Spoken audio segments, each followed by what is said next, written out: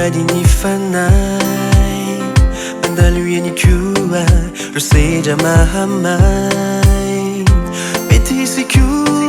Nyanda maluyan now Faz alto Pois fala sana Beti sianedikan Hani siratia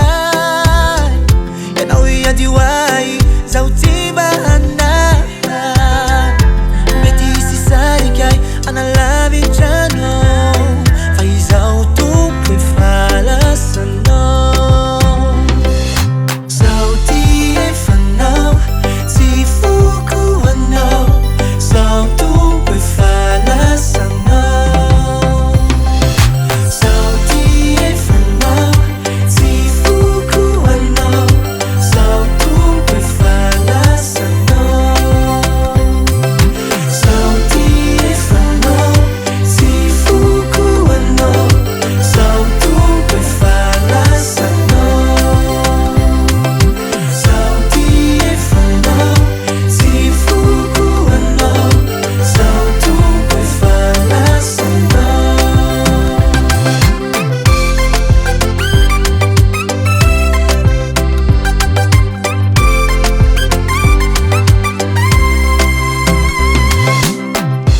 Iluso chani, iluso nidi Gani wiye moja, tumpo sana chi Kena maruaza, ireu titi Zau tumpo e fala sano Tanu mafiau,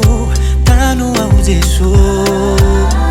Chukivina ukitaka, mizezava manda